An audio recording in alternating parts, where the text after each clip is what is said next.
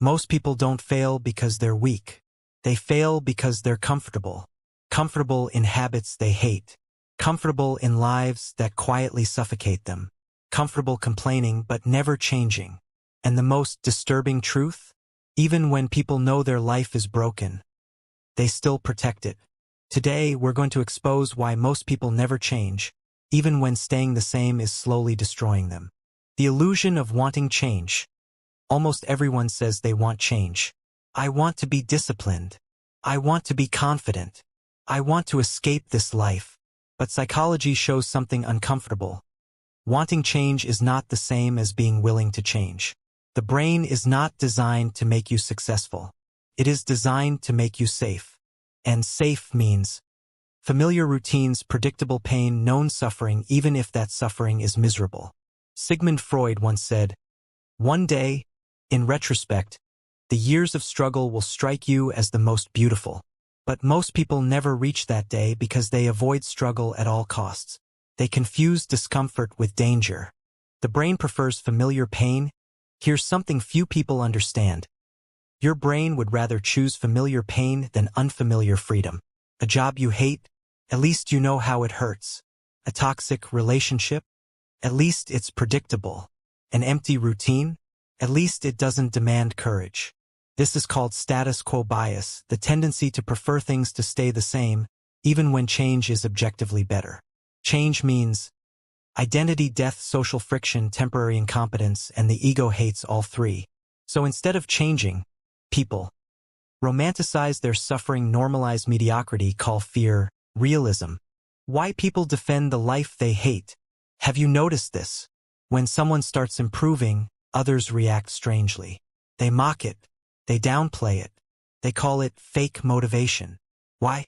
Because your growth threatens their excuses. If you change, it forces others to confront why they didn't. So people unconsciously defend their lifestyle by attacking change itself. They say things like, "That won't last, life isn't that deep. Not everyone can do that." What they really mean is, if you succeed, I lose my justification. The comfortable misery trap. Psychologists call this learned helplessness. After repeated failures, the brain stops trying even when escape is possible. People become fluent in suffering. They know how to complain, how to cope, how to distract, but they forget how to act. They mistake endurance for strength. But endurance without direction is just slow decay. Change requires a death most people refuse. Real change requires something terrifying. The death of your old self. Not metaphorically, psychologically. Your old routines must die. Your old social circle may shrink. Your old excuses must disappear. And here's the truth no one likes to say. Most people would rather live a lifetime of quiet regret than experience a few months of identity discomfort. That's why change feels lonely. That's why it feels disorienting. That's why it feels wrong at first. Because your brain interprets transformation as loss. The moment change finally happens. Change only happens when pain shifts sides. When staying the same hurts more than changing. That moment looks different for everyone. Burnout, humiliation, loss, existential exhaustion, but it always arrives quietly. Not with motivation. Not with inspiration. With clarity. The realization, I can't keep living like this. That's when identity cracks. That's when movement begins. How to escape the cycle? Here's the paradox. You don't change by trying harder. You change by seeing clearly.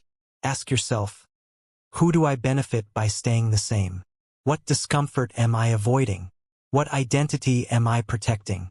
Change starts when you stop negotiating with the version of you that's afraid. As Nietzsche said, he who has a why to live can bear almost any how. But first, you must be honest about the prison you're defending.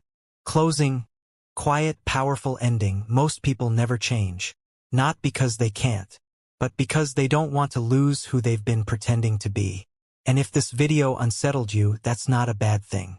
It means you're seeing something clearly. And clarity is where change begins.